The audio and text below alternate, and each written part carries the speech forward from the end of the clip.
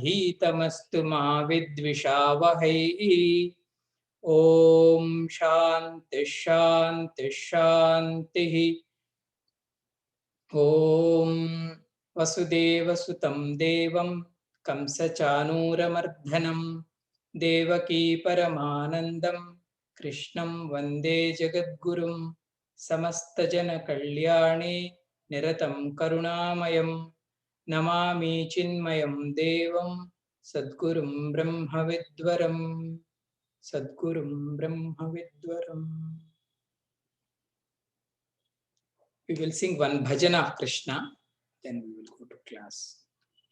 Swami Geeta Acharya.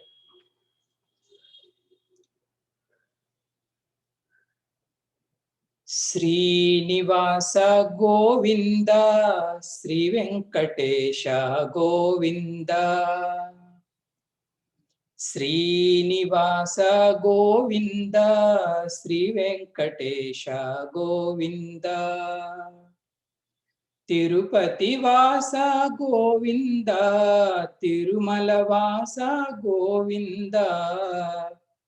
Srinivasa Govinda, Sri Venkatesha Govinda. Panduranga Govinda, Pandarinatha Govinda. Panduranga Govinda, Pandarinatha Govinda. Venkataramana Govinda, Sankataharana Govinda. Venkataramana Govinda, Sankataharana Govinda. Purana Purusha Govinda, Pundarikaksha Govinda. Purana Purusha Govinda, Pundarikaksha Govinda. Srinivasa Govinda, Sri Venkatesha Govinda. Sri Venkatesha Govinda. Sankatharana Govinda Govinda. Om Pardhaya Pratibodhitam Bhagavata Narayanena Swayam Vyasena Gradhitam Purana Munina Madhye Mahabharatam Advaitamrutavarshinim Bhagavatim Ashtadashadhyayinim Amba Tvamanusandathami Bhagavad-gite Bhavadveshinim Bhagavad-gite Bhavadveshinim. Hari Om.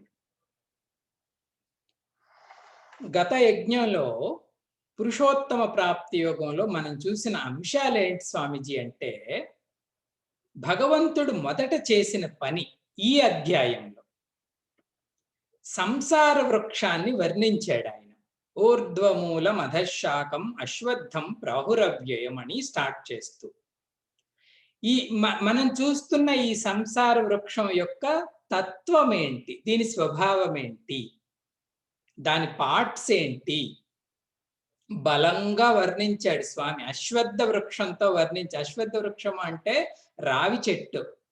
ఏమండి, మనకు తెలిసిన చెట్లన్నిటిలో మీరు ఆలోచిస్తే బలంగా ఎక్కువ కాలం నిలబడే చెట్టు అశ్వత్థ వృక్షమే, దానికి మరణం లేదంటారు. ఈ సంసార వృక్షానికి దానితో కంపేర్ చేశాడు స్వామి. విశాలంగా బలంగా ఉంది అని. వెంటనే సాధకుడు భయపడతాడు, స్వామి ఇంత బలిష్టమైన ఈ సంసార వృక్షాన్ని నేను ఛేదించటం ఎలాగా, దీని నుంచి దాటి భగవంతుడిని చేరటం ఎలాగా అంటే, భగవంతుడు తర్వాత ఇచ్చిన సలహా ఏంటండి అంటే, అసంగ శస్త్రేణ దృఢేన చిత్వా, దీన్ని కట్ చేయగలమట మనం. ఈ బలమైన అశ్వత్థాన్ని పోలిన సంసారాన్ని కట్ చేయాలంటే మన దగ్గర ఒక గొడ్డలు ఉండాలి అన్నారు. ఏంటి స్వామీజీ ఆ గొడ్డలేంటి అంటే అసంగ శస్త్రం. అసంగము అనే శస్త్రాన్ని కానీ పట్టుకుంటే ఈ సంసారాన్ని ఛేదించడం సులభం.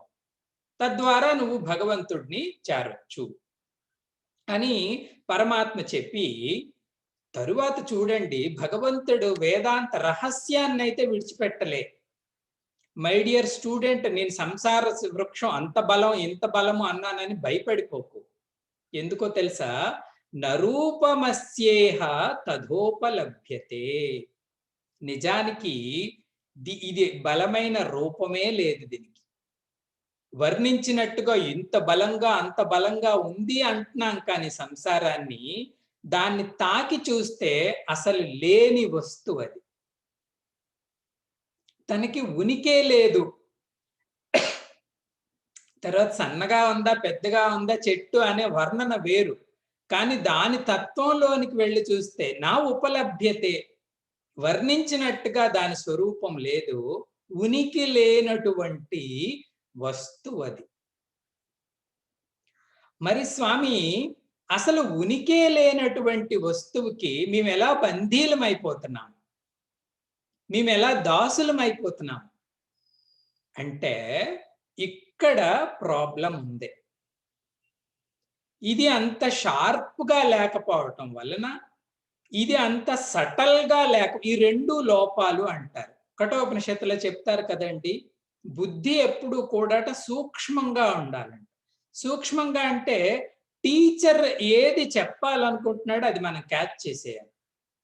వాడిని సూక్ష్మ విద్యార్థి అంటారు. అపెనిట్రేట్ అయిపోతుంది వాడి బుద్ధి, సూక్ష్మత.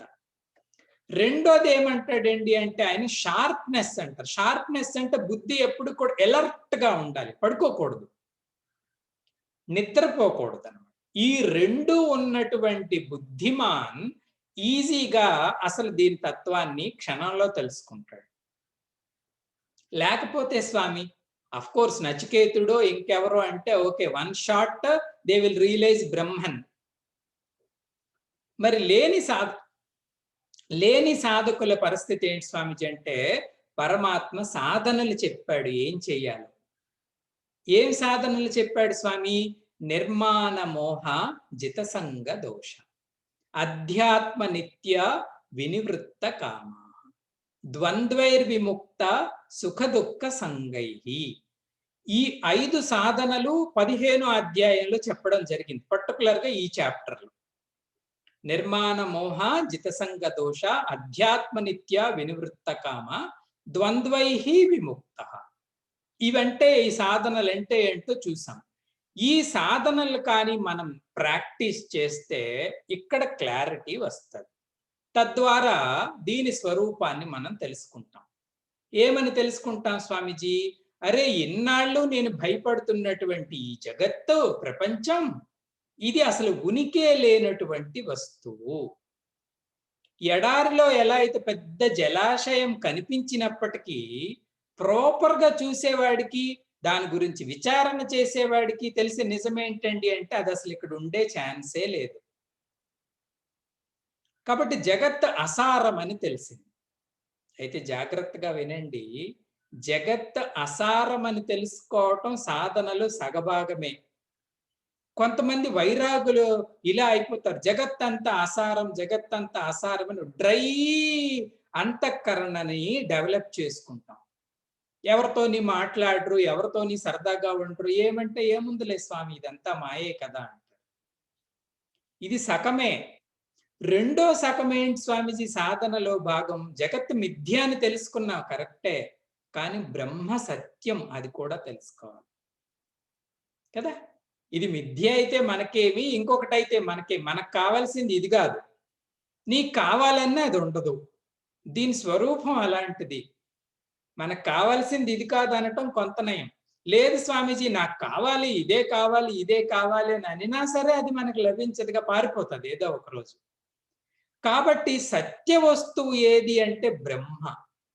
కాబట్టి ఈ రెండు పార్ట్లు కలిస్తేనే సాధన ఫుల్ఫిల్ అయినట్టు లెక్క. సత్య రూపమైన బ్రహ్మని అన్వేషించాలి, అసత్య రూపమైన ఈ మాయా జగత్తుని విడిచిపెడుతూ ఉండాలి.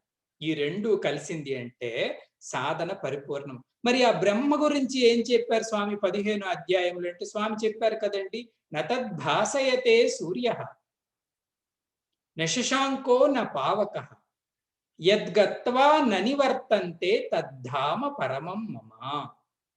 అర్జున, నా పరంధామం ఎటువంటిది అంటే యద్గత్వా న నివర్తంతే, అక్కడికి చేరిన తర్వాత మళ్ళా నివర్తనం అంటూ ఉండదు. ఎందుకు? సర్వము నీవే అయిపోతావు. నీవు లేని ప్రాంతం ఇంకొకటి ఉండదు. ననివర్తంతి అంటే అక్కడికెక్కడికో వెళ్ళి మనం ఉండిపోతాము. పాపం ఈ పాపులు, జీవులు వీళ్ళందరూ ఇక్కడే సఫర్ అవుతారని కాదు. ఆ పదం ఎలాంటిదండి అంటే, ఆ పదం సర్వవ్యాపి. కాబట్టి ఎవ్రీవేర్ అంతా నువ్వే ఉన్నావు. కాబట్టి నీకు నివర్తనం లేదు. అటువంటి తద్ధామమైన పరమ ధామాన్ని చేరుతావు అర్జున అని స్వామి ఆ చాప్టర్‌ని, ఆ పార్ట్‌ని కంక్లూడ్ చేయటం జరిగింది. చూడండి, మొత్తం టీచింగ్ కంప్లీట్ అయింది. జగత్తు దగ్గర ప్రారంభించి తన ధామంతో ముగించారు ఒక పోర్షన్. ఇది టీచింగ్ మెథడ్. గురుదేవ్ ఎప్పుడు అంటారు, ఆధ్యాత్మిక సాధకుడు యొక్క ప్రయాణం ఎలా ఉండాలండి అంటే నోన్ టు అన్నోన్. మనకు తెలిసిన దాని నుంచి మనం తెలియని దానికి చేరాలి.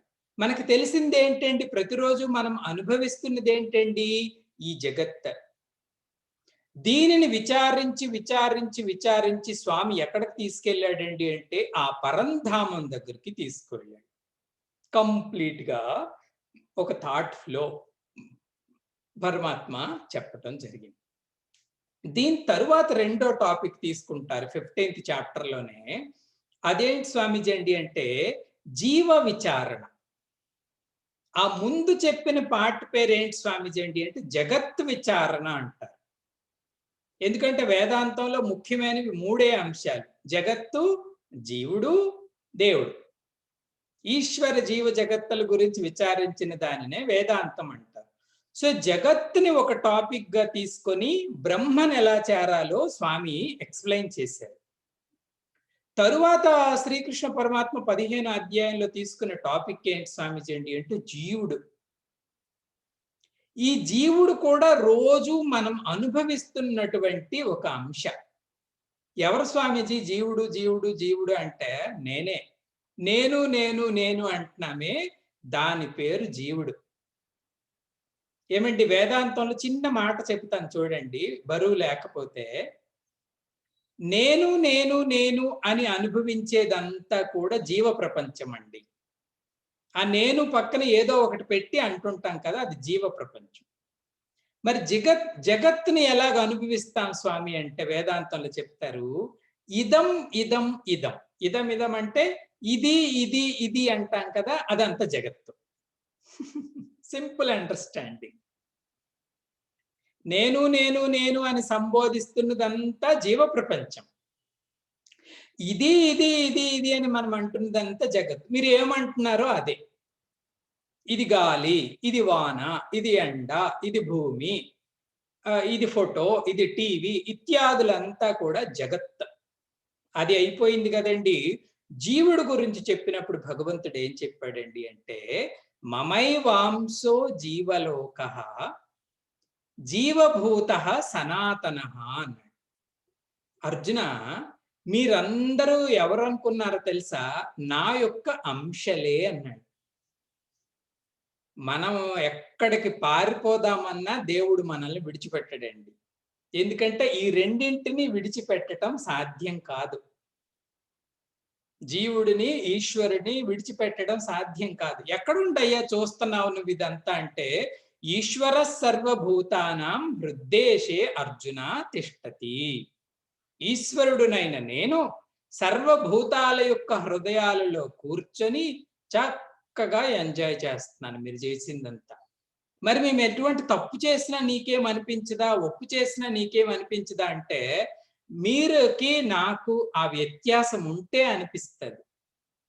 మీరంటారు దేవుడు మంచివాడు, దేవుడు చెడ్డవాడు, అది చేసినాడు కాదు, ఇది చేసినాడు కాదు. కానీ నాకు ఆ ఛాన్స్ లేదు. ఎందుకు స్వామి లేదంటే నా పిల్లల్లో దోషాలు నేను చూడలేనుగా. వాళ్ళు ఏది చేసినా నాకు బాగానే ఉంటుంది. కాబట్టే నేను ఉండగలుగుతున్నాను అన్ని జీవులలోనూ అని మమైవాంసో జీవలోక జీవభూత సనాతన. రెండోది అర్జున, మీరు కేవలం ఈ శరీరాన్ని ధరించినప్పుడే పుట్టిన వ్యక్తులు అనుకోకండి. సనాతనంగా నాతో పాటుగా ప్రయాణం చేస్తున్నారు మీరు. ఒకటే డిఫరెన్స్ ఏంటంటే మీకు తెలియదు, నాకు తెలుసు ఈ టోటల్ జర్నీ అంతా. వెంటనే మనం ఏమనుకుంటాం, సరే సరే భగవంతుడు సమిష్టి రూపంలో పెద్ద పరిమాణంలో ఉన్నాడేమో, నేను వ్యష్టి రూపంలో చిన్న పరిమాణంలో ఉన్నాను అంటే మన వేదాంతి అద్వైతి ఒప్పుకోడుగా. ఎందుకంటే జీవశాస్త్రం చెప్పినా మళ్ళా మనం ఆగవలసింది బ్రహ్మవృత్తి దగ్గరే. కాబట్టి అద్వైతి ఏమంటాడు, కరెక్ట్, భగవంతుడిలో అంశ నేను అన్నాడు కదా అని మనం ఏదో కార్లో పార్ట్లాగా ఊహించుకోకండి. జీవులందరూ ఒకటి స్టీరింగ్ అయితే ఒకటి సీటు, ఒకడేమో డోరు, ఇవన్నీ కలిస్తే భగవంతుడు కారు అయ్యాడేమో అనుకుంటారేమో. అలా కాదబ్బాయి. ఈ సంబంధం ఎలా ఉంటుందంటే ఈశ్వరుడికి జీవుడికి మహా ఆకాశము ఘట ఆకాశం రూపంలో ఉంటది అంటారు. ఏంటి స్వామిజీ పదాలు? ఒక దాని పేరు మహా ఆకాశం, ఇంకొక దాని పేరు ఘట ఆకాశమా? ఘటము అంటే అర్థం ఏంటండి అంటే పాట్. ఒక ప్రవచన ఒక ఆయన ప్రవచనం ఇస్తున్నాడంట. ఈయన ఘటాకాశం అనగానే ఎవరికి అర్థం అవ్వలేదు. అయ్యో ఇది అర్థం అవ్వకపోవటానికి పెద్ద కష్టమే ఉంటుంది, తెలుగులో చెప్తాను వినండి. ఘటము అంటే పాట్ అన్నాడంట. ఇప్పుడు అర్థమైందండి అన్నారట అందరు. పాట్ ఇంగ్లీష్, ఘటమే మంది. ఈ ఈశ్వరుడికి జీవుడికి సంబంధం ఎలా ఉంటుందండి అంటే సర్వవ్యాపకమైన ఆ మహా ఆకాశం, చిన్న కుండలో ఉన్నటువంటి ఆ ఘట ఆకాశం, ఈ రెండు ఆకాశాలకి ఉన్న సంబంధము అంటారు. ఏంటి స్వామి ప్రత్యేకత అంటే కుండలో ఉన్న ఆకాశం కుండలాగా కుండ తాలూకా రూపంలో జన్మించలే. ఏమండి ఆకాశం జన్మ ఎత్తిందా ఇంత చిన్న ఆకాశంగా? మరి ఎలా ఏర్పడింది స్వామి? ఆ కుండ అనే ఉపాధి ఉన్నంత వరకు దాని పేరు ఘటాకాశమే. పేరు ఇప్పటికి ఘటాకాశము అని ఉన్నప్పటికీ అది ఎప్పుడూ కూడా స్వచ్ఛమైన ఆకాశం. ఎందుకంటే ఆకాశాలు రెండుండే ఛాన్స్ లేదు కదా. కాబట్టి మమైవాంశః జీవలోకః అని శ్రీకృష్ణ పరమాత్మ అన్నప్పుడు ఈ ఉపాధులన్నీ కలిగున్నన్నాళ్ళు కూడా మనకి మనం అనిపిస్తాం నేను చిన్న పార్ట్ స్పేస్.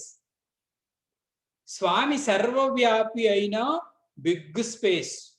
ఆ పార్ట్లోనూ ఉన్నాడు, ఈ పార్ట్లోనూ ఉన్నాడు, ఈ పార్ట్లోనూ ఉన్నాడు. POT part. హనీ నింపిన పార్ట్లో ఉన్నప్పుడు మనం అంటాం it is a honey part. అక్కడికి వెళ్ళి ఆకాశాన్ని వాసన చూసామనుకోండి, అబ్బాయి ఎంత గుమగుమలాడుతుంది స్వామి అంటాం.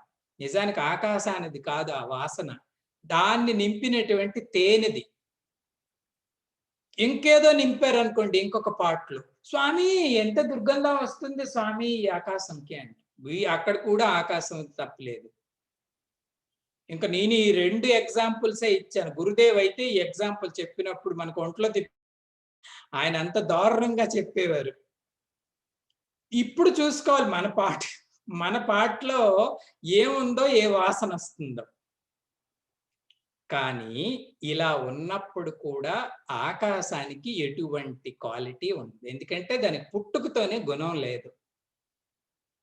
ఈ మారుతున్న గుణాలన్నీ కూడా ఎప్పుడైనా మారచ్చు. ఈ రోజు హనీ నింపావు, రేపు మిల్క్ నింపండి, ఎల్లుండి మంచినీళ్ళు నింపండి, అందులో ఏది ఉంటే ఆ వాసన వస్తుంది. అంత మాత్రాన్ని అందులో ఉన్న ఆకాశానికి దాని గుణాలు అంటావు. కాబట్టి అర్జున, ఇది జీవుడి యొక్క స్వరూపం. మమైవాంశః జీవలోకః జీవభూత సనాతన. కానీ ఈ కొండలో ఉన్నటువంటి ఈ జీవుడు పెద్ద ఆకాశాన్ని అవ్వాలి అనుకుంటున్నాడు అనుకోండి. He wants to break all his conditions. ఈ ఉపాధులు అసత్యపూరితమైన ఈ ఉపాధులన్నీ దాటి ఎటువంటి ఉపాధులు లేనటువంటి తన జన్మ హక్కు అయినటువంటి బ్రహ్మస్వరూపాన్ని చూడాలని తను అదే తను కానిది విడిచిపెట్టి ఆ ఉత్కృష్టమైనది పొందాలి అంటే భగవంతుడు చెప్పిన సలహా ఏంటండి అంటే నాతో మీరు కనెక్టివిటీ పెట్టుకోవాలి. గత క్లాసులో మనం చెప్పుకున్నాం దాసోహం నుంచి ప్రారంభమయ్యి సోహంతో ఆధ్యాత్మిక జీవనం ఎండ్ అవ్వాలి. ఒక జీవుడుగా నువ్వెవరయ్యా అంటే పరమాత్ముడికి పరమ దాసుడిని. రామస్య దాసోస్మ్యహం. దాసోహం నుంచి ప్రారంభమయ్యి సోహంతో ఎండ్ అవ్వాలి. సోహం అంటే సా ఏవ అహం. ఇన్నాళ్ళు నేనేదైతే అహం అహం అన్నానో ఈ అహమే అందరూ అంటున్న అహము అదే. మీరు అంటున్న నేను, నేను అంటున్న నేను ఒక్కటే. In its pure form. ఉపాధులు లేనప్పుడు ఆ నేను ఒక్కటే. మీరు నేనే కాదండి, సృష్టికర్త అయిన బ్రహ్మ అంటున్న నేను కూడా అదే. బ్రహ్మ కూడా అనడానికి ఛాన్స్ ఉంటుంది కదండి, అహం. సేమ్. దేవేంద్రుడు అన్న అహము సేమ్. మన చెట్టు మీద కూర్చున్న పిట్ట అది కూడా నేను అని ఫీల్ అయిందండి అంటే ఆ నేనే చైతన్యం. అందులో అన్ని ఉండవు. ఉపాధి కలిగింది అంటే చిన్న రూపము నామము ఏదో ఒకటి అంటుకుంటుంది. కాబట్టి సకృదపి ఏవ ప్రపన్నాయ. ఒక్కసారైనా సరే భగవంతుడికి ప్రపత్తిని కలిగి ఉంటే స్వామి కటాక్షం కలిగి ఈ ఉపాధులని తప్పించుకునే విచక్షణ ఇక్కడ కలుగుతుంది. ఈవెన్ సాధన చేస్తున్నప్పుడు కూడా బ్రహ్మ పదార్థం అయితే సేమేనండి. కానీ బుద్ధిలో ఆ వృత్తి నిలబడటానికి దానికి కొన్ని అవకాశాలు మనం కల్పించాలి. అక్కడ నుంచి ఈరోజు యజ్ఞం ప్రారంభమవుతుంది. ఈరోజు 11వ శ్లోకంలో శ్రీకృష్ణ పరమాత్మ కంపేర్ చేస్తారు 2 రకాలైన సాధకులని. ఒక ఆయన ఎందుకు సక్సెస్ఫుల్ గా అర్థం చేసుకుంటున్నాడు, ఒక ఆయన ఎందుకు ఫెయిల్ అయిపోతున్నాడు, ఎందుకు అర్థం చేసుకోలేకపోతున్నాడు. ఇది చాలా ప్రాక్టికల్ గా మనకు చాలా ఉపయోగకరమైన వృత్తి. ఒక ఆయనకు అర్థమవుతుంది స్వామి, నిలబడుతుంది జ్ఞానం హాయిగా, ఇంకొక ఆయన విడిచిపెట్టేస్తున్నాడు. వీళ్ళిద్దరినీ కంపేర్ చేస్తూ 11వ శ్లోకాన్ని పరమాత్మ ప్రారంభిస్తున్నారు. రిపీట్ చేయండి. యతంతో యోగినశ్చైనం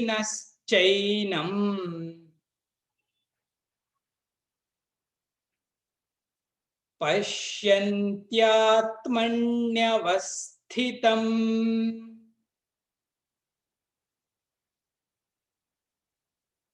యతంతోప్యకృతాత్మానః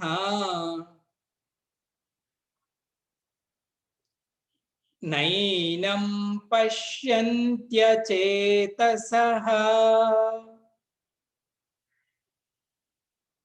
టుగెదర్. యతంతో యోగినశ్చైనం పశ్యంత్యాత్మన్యవస్థితం యతంతోప్యకృతాత్మానః నైనం పశ్యంత్యచేతసః.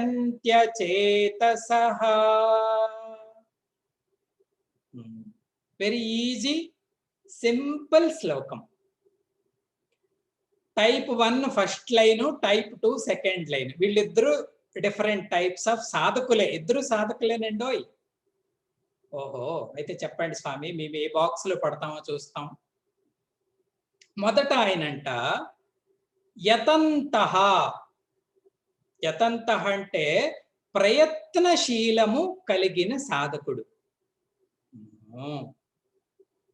బద్ధకిష్టి కాదండి. మొదటి లైన్ లో చెప్తున్న ఆయన ఎవరండి అంటే యతంతః అంటే ప్రయత్నశీలము కలిగే సాధకుడు. అంటే every day he will do his spiritual practices. జపము, ధ్యానము ఇత్యాదులు అన్నీ చేస్తాడు. ఇంకా ఎవరు స్వామి ఆయన? యోగినః. ఆయన యోగి కూడా. యోగి అంటే మన యోగ శాస్త్రాన్ని అభ్యాసం చేసే యోగి కాదు. యోగి అంటే ఆయన యొక్క అంతర్వ్యక్తిత్వం అంతా కూడా ఒక సరళ రేఖలో నిలుపుకున్నవాడు. ఇంగ్లీష్‌లో చెప్పాలండి అంటే ఇంటిగ్రేటెడ్ పర్సనాలిటీ కలవాడు. ప్రయత్నము చేస్తాడు. పర్సనాలిటీలో ఎప్పుడు ఇంటిగ్రిటీ కలవాడు. ఈయనంట పశ్యంతి. పశ్యంతి అంటే చూస్తాడంట. ఎవరిని చూస్తాడు స్వామీజీ? ఆత్మని. ఆత్మని చూడగలుగుతాడంట ఈయన. ఎక్కడ చూస్తాడు స్వామీజీ ఆత్మని? ఆత్మని వ్యవస్థితాం ఆత్మని. తనలోనే ఉన్నటువంటి ఆ సచ్చిదానంద పరబ్రహ్మ ఆత్మస్వరూపాన్ని పశ్యంతి.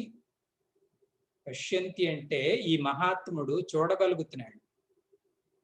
కారణం ఏంటి స్వామి అండి? ఈయనకున్న క్వాలిఫికేషన్ స్వామి ఏం చెప్పాడు? ప్రతిరోజు ప్రయత్నము చేస్తాడు. తన అంతఃకరణను ఎప్పుడూ కూడా ఏకాగ్రంగా నిలుపుకుంటాడు. యోగి ప్రయత్నశీలి. ఈయన చూస్తాడట.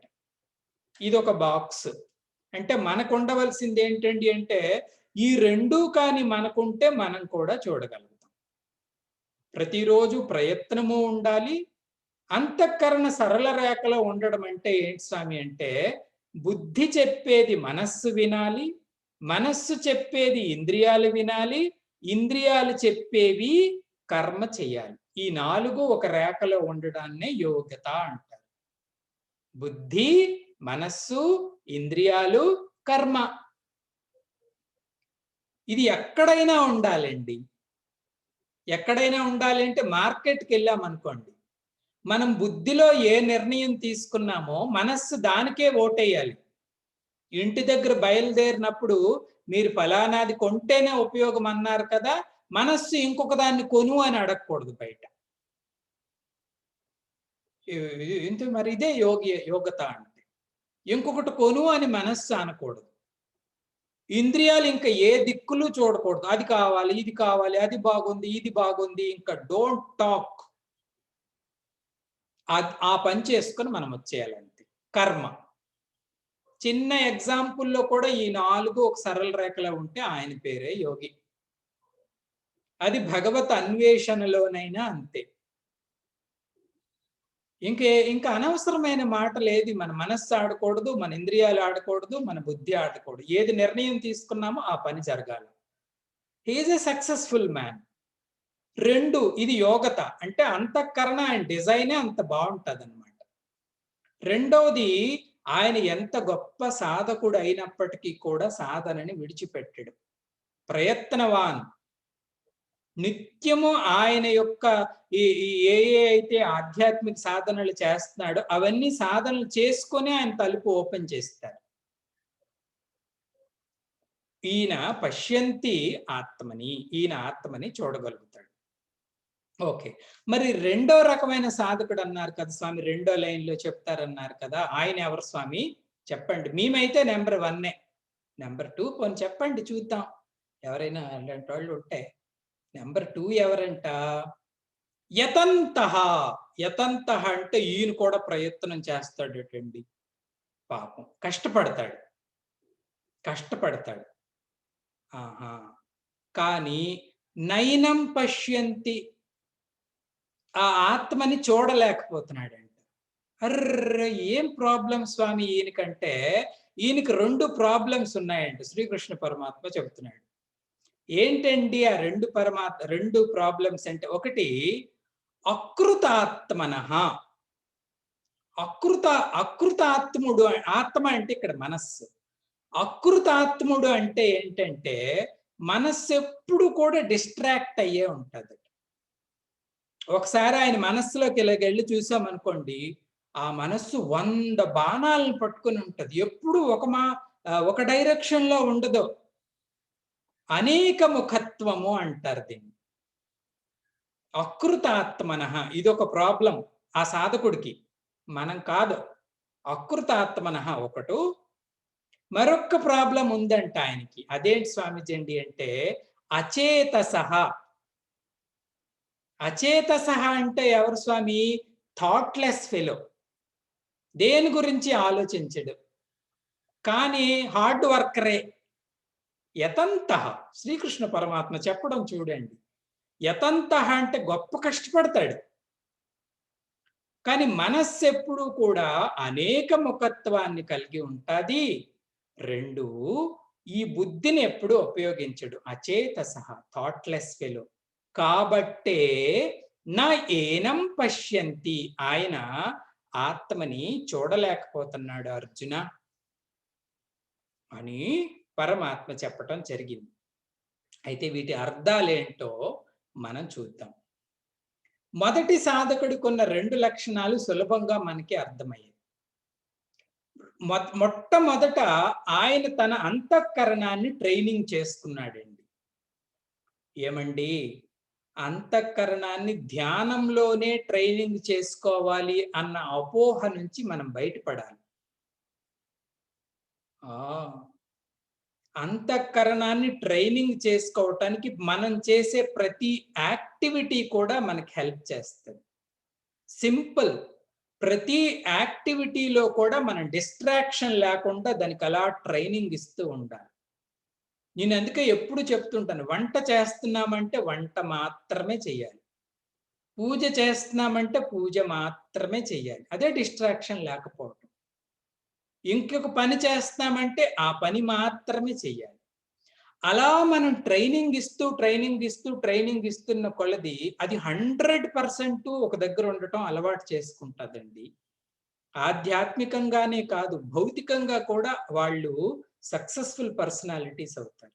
వాళ్ళు ఏ మాట అంటే ఆ మాటకి గొప్ప శక్తి ఉంటది. మనం అంటాం, వాళ్ళు చెబితే బాగా క్లిక్ అవుతది స్వామీజీ. కొందరు కారణం ఏంటంటే వాడి మాట దగ్గర వాడి మనస్సు ఉంది. ఈ 2 కలిసాయి అంటే మన పెద్దవాళ్ళు చెప్తారు కదండి, మనోవాక్కాయ కర్మణ. మనస్సు, వాక్కు, కర్మ ద్వారా నేను ఈ సత్యాన్ని తప్పను అని ప్రమాణం చేస్తాము. దాని పేరే యోగి. ఆ రకంగా మన యొక్క అంతఃకరణని మనం ప్రతి కర్మలోనూ ట్రైనింగ్ ఇచ్చుకోవాలి. ఈవెన్ మూవీ చూస్తున్నప్పుడైనా మూవీయే చూడండి అంతే. మూవీ చూస్తూ ఇంకేదో ఆలోచించామంటే అది పరుగుపడుతుంది మనస్సు. నువ్వు అడిగావుగా సినిమా చూస్తానని చూడు అనాలి. నాకు సినిమా నచ్చట్లేదు, గార్డెనింగ్ చేస్తానంటే పద గార్డెనింగ్ చెయ్యి. మరొకటి నువ్వేది అడిగితే అక్కడ ఉండవలసిందే. 100% పనిలో ఉంచగలిగితే ఆయన యోగిగా మారుతాడు. గురుదేవుని అడిగారంట, who will be the highest yogi? అందరు యోగులలోనూ ఉత్కృష్టమైన యోగి అంటే గురుదేవ్ ఇచ్చిన సమాధానం ఏంటో తెలుసా అండి? ఏ వ్యక్తి యొక్క మనస్సు 100% పనిలో ఉంటుందో వాడు యోగి అంట. 100% మనీ, మనీ కాదు పని. 100% మనస్సు ఆ పనిలో. ఆయన ఎగ్జాంపుల్ బ్రష్ చేసినప్పుడు కూడా ఆ బ్రష్ ఎలా చేస్తున్నామో మనస్సు చూడాలి. ఏ పన్నుని ఎంత తోముతున్నదో, ఎంతవరకు వెళ్ళిందో బ్రష్, వాడి యోగి. 2 రెండో లక్షణం ఏంటి స్వామి ఈయనకి? నిత్య ప్రయత్నం. ఎప్పుడు కూడా మనం అలసత్వాన్ని మనకైతే ఏమీ లేదు కాబట్టి మనం అలసత్వాన్ని ప్రకటించిన ఛాన్సెస్ ఉంటాయి. కానీ నిజమైన సాధకులు ఈ బ్రహ్మ మార్గంలో వెళ్తున్నప్పుడు బోలెడన్ని మంచి మంచి కానుకలు దొరుకుతాయి వాళ్ళకి. అష్టసిద్ధులు, నవనిధులు, వాట్ నాట్, సమస్త దేవతలు వాళ్ళకి కనిపిస్తూ ఉంటారు.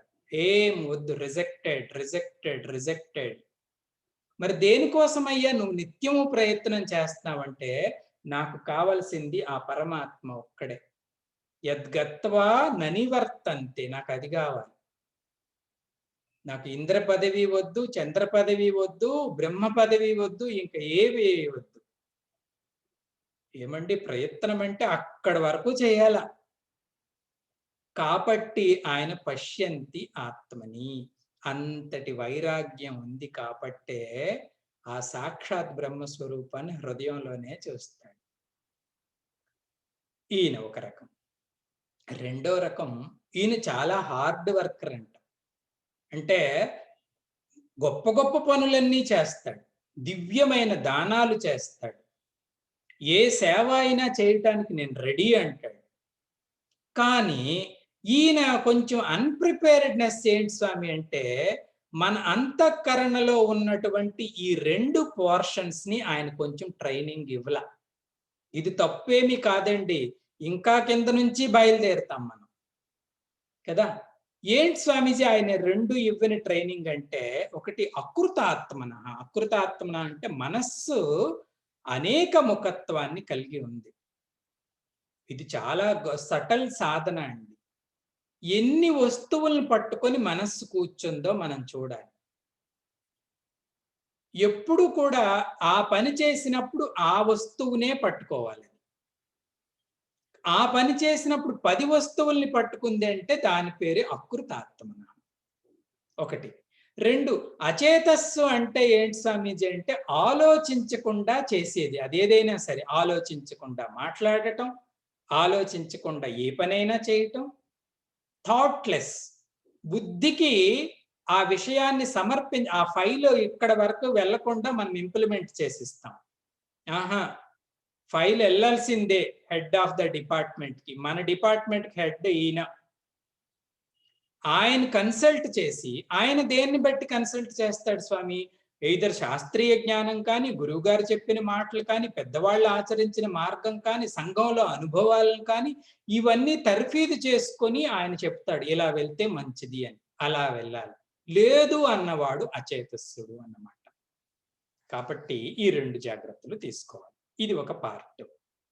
అయితే పూజ్య గురూజీ స్వామి తేజోమయానంద్ గారు ఈ శ్లోకం పైన మాట్లాడినప్పుడు అసలు ఆధ్యాత్మిక సాధకుడు దీన్ని సెటప్ చేసుకోవటం ఎలాగ? ఓకే. ప్రాబ్లం ఉంది.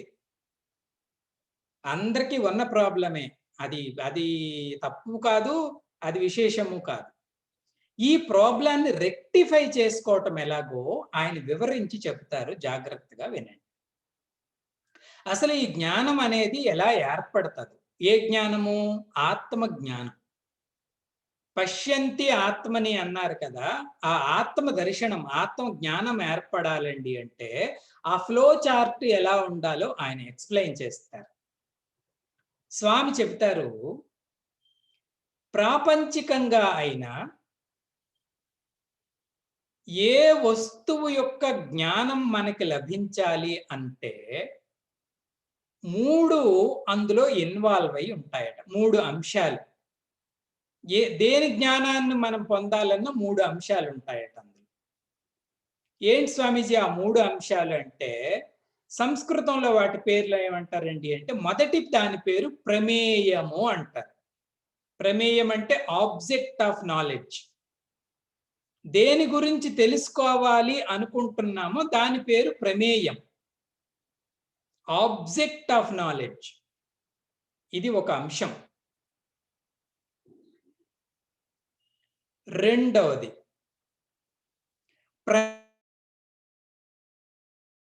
ప్రమాణం అంటారు. ప్రమాణము అంటే దాన్ని తెలుసుకోవాలి అంటే ఏ సాధనలు ఉండాలి? వాటి పేరు మీన్స్ ఆఫ్ నాలెడ్జ్ అంటారు ఇంగ్లీష్‌లో. సాధనలు. ప్రమాణం. ఓకే అండి. మొదటి దాని పేరు ప్రమేయం. దేని గురించి తెలుసుకోవాలనుకుంటున్నావు? రెండవది ప్రమాణం. వేటి ద్వారా తెలుసుకోవాలనుకుంటున్నావు? ఇంకా మూడో అంశం ఉంది. అదేంటి స్వామి అంటే ప్రమాత.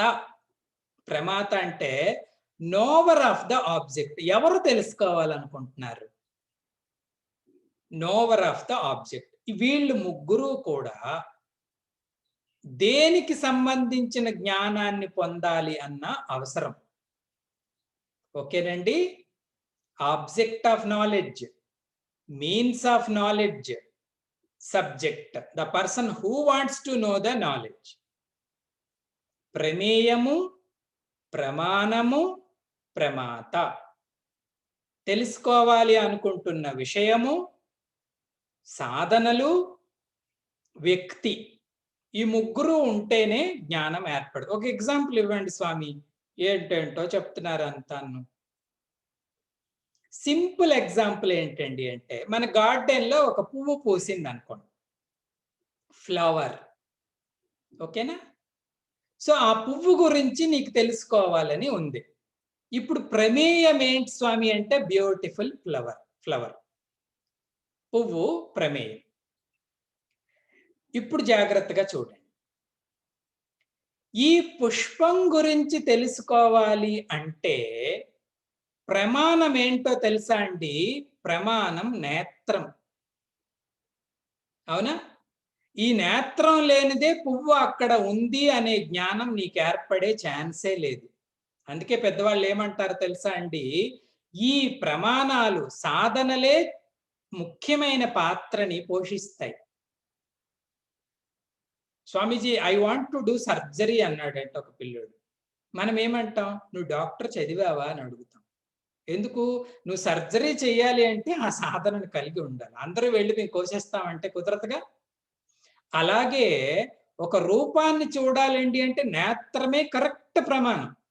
కళ్ళు లేవు స్వామీజీ, మిగతా 10 ఇంద్రియాలు ఉన్నాయి స్వామి అంటే నీకు 0 మార్కులే.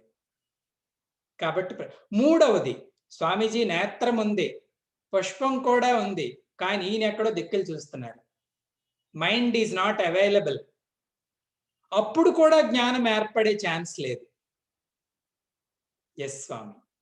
కాబట్టి ఈ ప్రమేయము, ప్రమాణము, ప్రమాత ముగ్గురు ఒక సరళ రేఖలో ఉన్నప్పుడే నాలెడ్జ్ టేక్స్ ప్లేస్. దాని యొక్క జ్ఞానం మన లోపట ముద్ర పడుతుంది. మరొకసారి ఆలోచించండి. ఏ జ్ఞానమైనా మనం సంపాదించేది అంతఃకరణలోనే. Not in cupboards, not in computer. మనం చెప్పొచ్చు కాక స్వామీజీ నా కంప్యూటర్ 10 TB కంప్యూటర్ స్వామీజీ, అది స్టోర్ చేస్తుందని.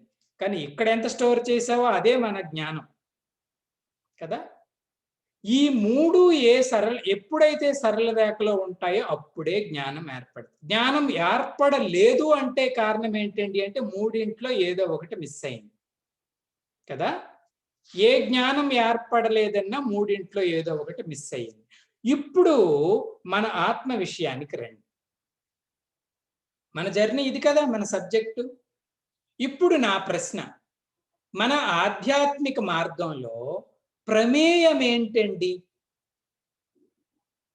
దేని గురించి తెలుసుకోవాలనుకుంటున్నారు?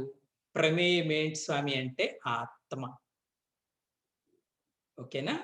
మనం తెలుసుకోవాలనుకుంటున్న విషయం ఏంటి స్వామీజీ అంటే సెల్ఫ్ నాలెడ్జ్, ఆత్మ జ్ఞానం. మరి స్వామి అది ఎప్పుడైనా అబ్సెంట్ అయ్యే ఛాన్స్ ఉంటుందా?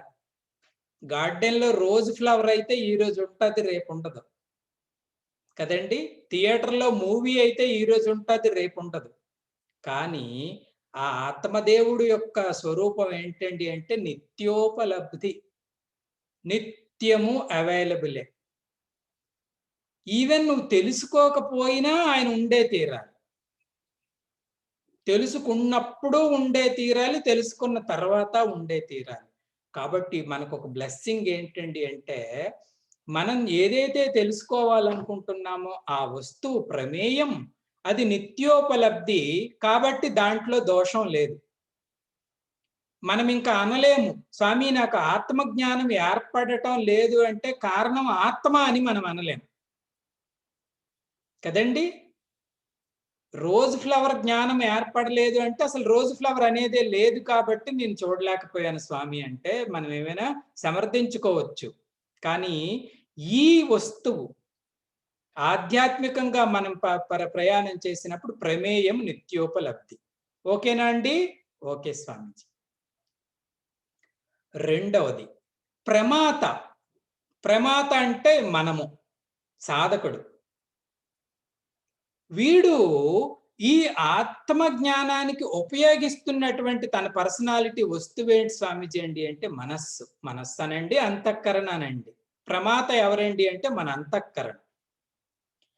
ఈ అంతఃకరణ యొక్క స్వరూపం కూడా చూస్తే ఇది నిత్యోపలబ్ధి. ఎందుకంటే మనస్సు కూడా ఏమండి, మనస్సు యొక్క ప్లస్ పాయింట్లు మనం విడిచిపెట్టడానికి లేదండి. ఆత్మ ఎలాగైతే మనల్ని ఎప్పుడు విడిచిపెట్టి ఉండదో ఈ అంతఃకరణ కూడా మనల్ని ఎప్పుడు మిస్ అయ్యలేదు. నిత్యము మనస్సు మనకి అవైలబుల్ గా ఉంది కాబట్టి తన తప్పు లేదు. ప్రమాత నిత్యోపలబ్ధిగా ఉన్నాడు, ప్రమేయము నిత్యోపలబ్ధిగానే ఉంది. మరి ఈ రెండింటిని కనెక్ట్ చేసేది ఏంటి స్వామీజీ అండి అంటే ప్రమాణం, మీన్స్ ఆఫ్ నాలెడ్జ్. ఏ సాధన ద్వారా ఆ వస్తువు నేను కలిగి ఉన్నాను అని తెలియచేసేది ఏంటండి ఆ ప్రమాణము? దాని పేరే ఉపనిషత్తు విద్య. ఇంకొక మాటలో చెప్పాలండి అంటే వేదాంతం. ఈ మూడు ఒక సరళ రేఖలో ఉన్నవాడు, వాడికి ఆత్మజ్ఞానం ఏర్పడుతుంది. రెండింటికి ప్రాబ్లం లేదు. ఆత్మ నిత్యము ఉండేదే, మనస్సు నిత్యము ఉండేదే. ఈ మనస్సుని ఆత్మని కలపడానికి ఉపయోగపడే ఉపనిషత్తు జ్ఞానాన్ని కానీ కలిగి ఉంటే ఆ వ్యక్తి he can see the self in him.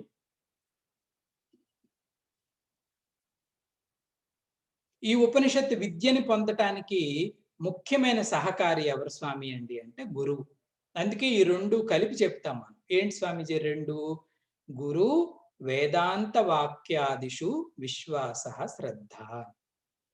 గురువు వేదాంత వాక్యము కలిసే వెళ్తాయి. తత్వమసి నిజమే, కానీ ఆ తత్వము అసి అని చెప్పేవాడు గురు.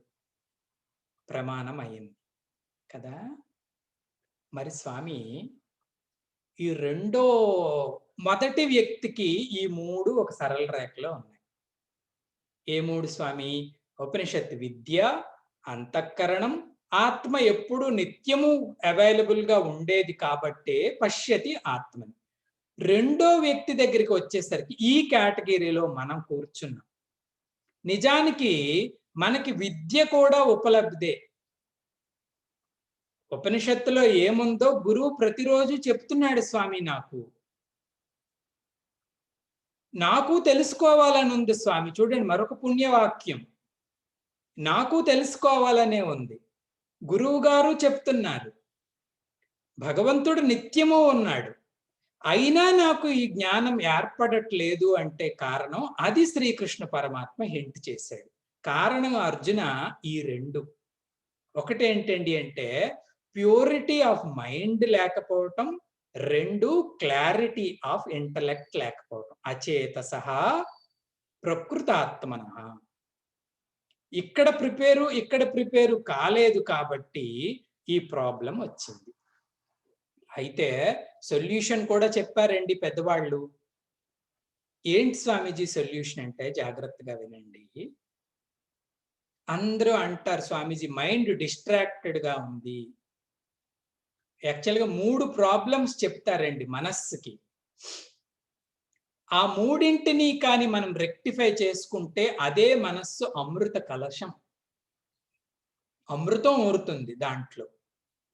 ఏంటి స్వామీజీ ఆ 3 దోషాలు మనస్సుకున్నవి ఏంటండి అంటే, ఒకటి మనస్సుకున్న దుర్లక్షణం ఏంటండి అంటే వాండరింగ్ అంట. మీరు చూసే ఉంటారు, విపరీతమైన భ్రమణ లక్షణాన్ని కలిగి ఉంటుంది మనస్సు. ఎక్కడ స్థిరత్వాన్ని కలిగి ఉండదు. దీని పేరే చంచలత్వము అంటారు. పిల్లలు కూడా మనము ఒక దగ్గర బుద్ధిగా కూర్చోకపోతే వాళ్ళని ఏమంటామండి మనం? ఎందుకురా అంత చంచలంగా ఉంటావు ఎప్పుడును అంటాం. ఆ చంచలత్వానికి మూల బిందువు ఏంటండి అంటే మనస్సులో ఉన్న ఒక దోషం. ఇది ఒక దోషం, చంచలత్వం. రెండవ దోషం ఏంటి స్వామీజీ అండి అంటే అనేక ముఖత అంటారు.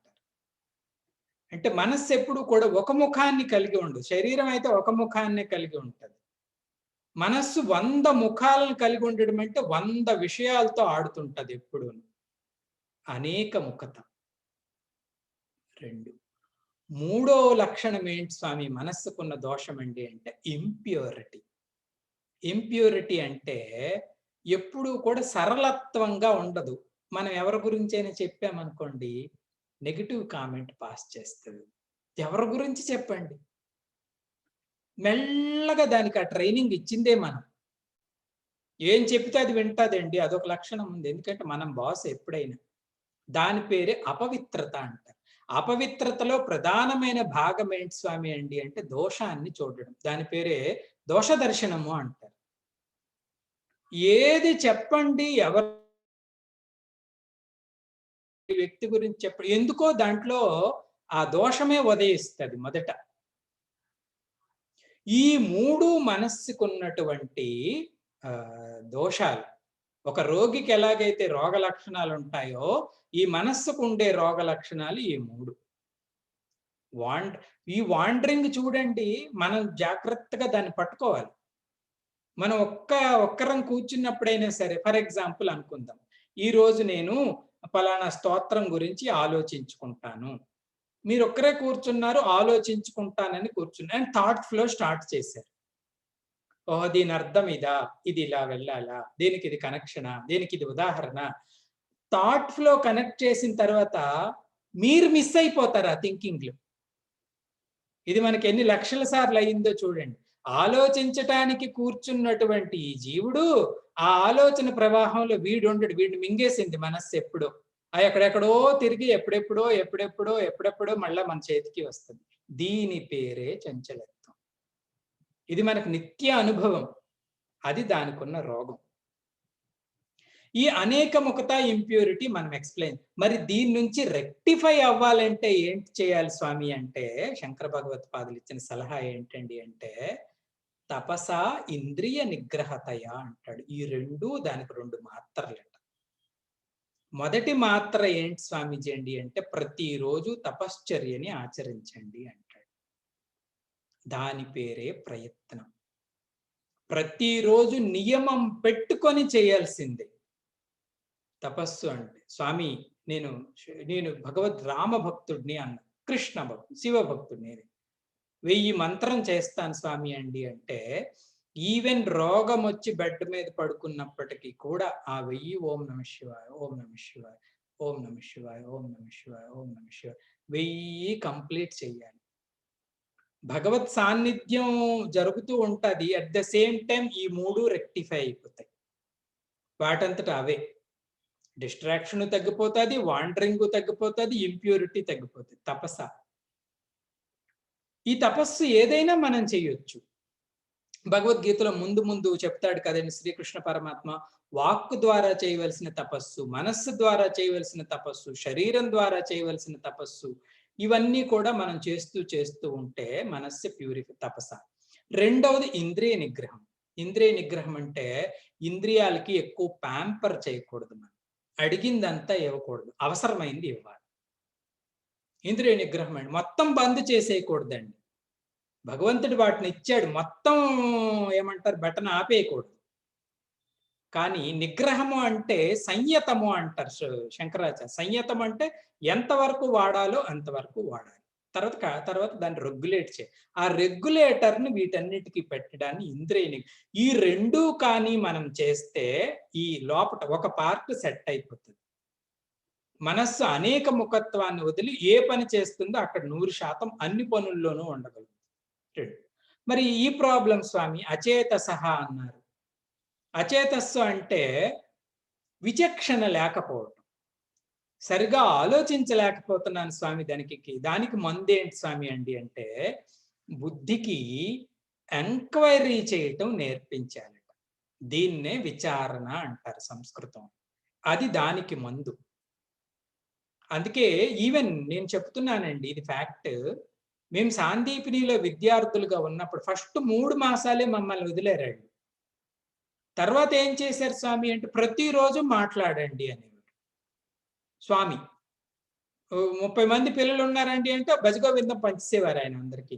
ఈ Bhaja Govindam 1, 2, 3, 4 you have to think on the శ్లోకం. మీరు ఆలోచించండి. క్లాస్ అయిపోయింది, భజగోవిందం అయిపోయింది. నౌ కలెక్ట్ ద నోట్స్ అంతా కలెక్ట్ చేసుకుని ఆ శ్లోకం మీద విచారణం అంటే అది.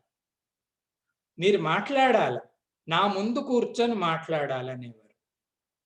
కొన్ని పిల్లల ముందంటే మాట్లాడేస్తాను, 40 మందో అది కూడా గుడిలో పెట్టేవారు, టెంపుల్లో. గుడిలో ఏంటి స్వామీజీ అక్కడ ఎందుకు అక్కడ పెట్టారండి అంటే, సత్సంగ హాల్లో అయితే అది క్లోజ్డ్, ఓన్లీ విద్యార్థులు కాన్సన్ట్రేటెడ్ గా ఉంటారు. గుడిలో పరిస్థితి అలా ఉండేది కాదు.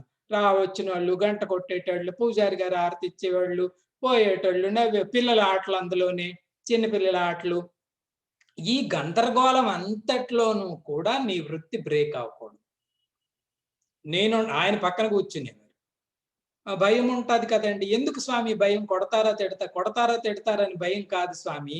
ఇందులో ఉన్న మెటీరియల్ చూసేస్తాడు ఆయన మనం మాట్లాడితే. ఎవరినైనా మనం ఎప్పుడు పట్టుకోవచ్చండి అంటే వాళ్ళు మాట్లాడితే పట్టేయవచ్చు మనం వాళ్ళు ఎలాంటోళ్ళు. అందుకే కొంతమంది పిల్లలు స్కూల్లో ఏదైనా చెప్తాం అమ్మకి, నాన్నకి చెప్పకురా అంటారు. ఎందుకంటే ఆళ్ళు పట్టేస్తారు దొంగతనం.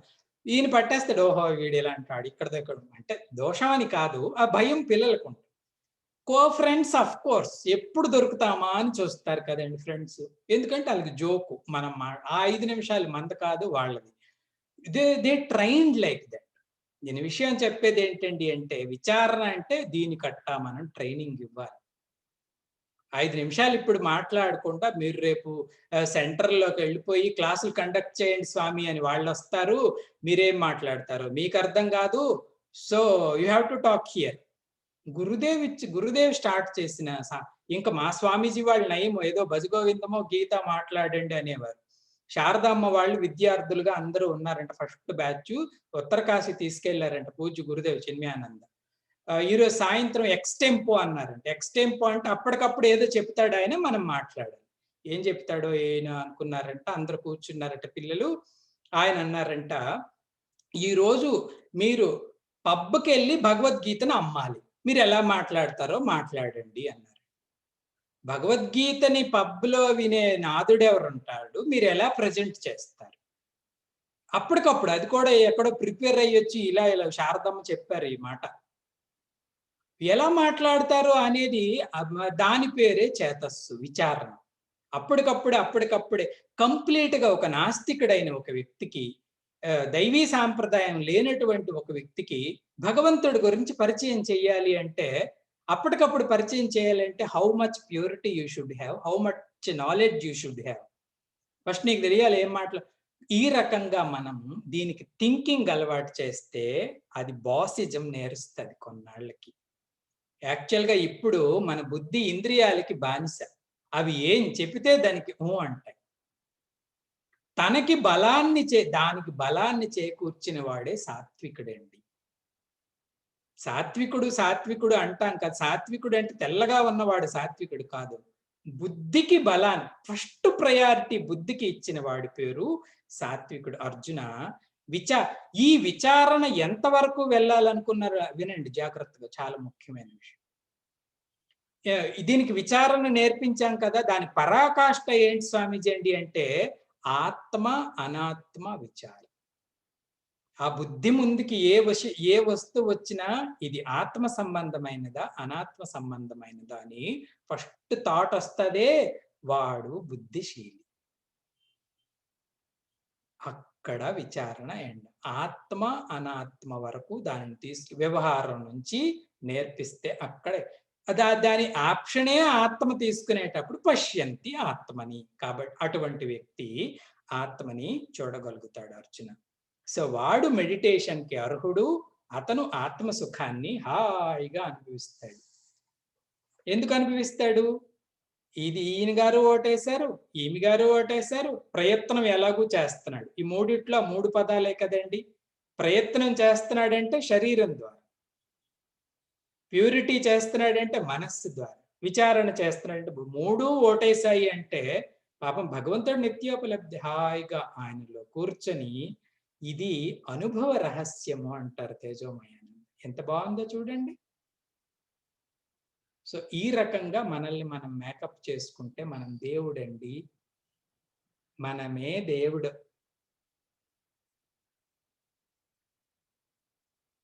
అని పేరే ఆధ్యాత్మికత. రేపు మిగతాది చూద్దాం. ఓం పూర్ణమదః పూర్ణమిదం పూర్ణాత్ పూర్ణముదచ్యతే పూర్ణస్య పూర్ణమాదాయ పూర్ణమేవావశిష్యతే. ఓం శాంతి శాంతి శాంతిః. హరి ఓం శ్రీ గురుభ్యో నమః. హరి ఓం.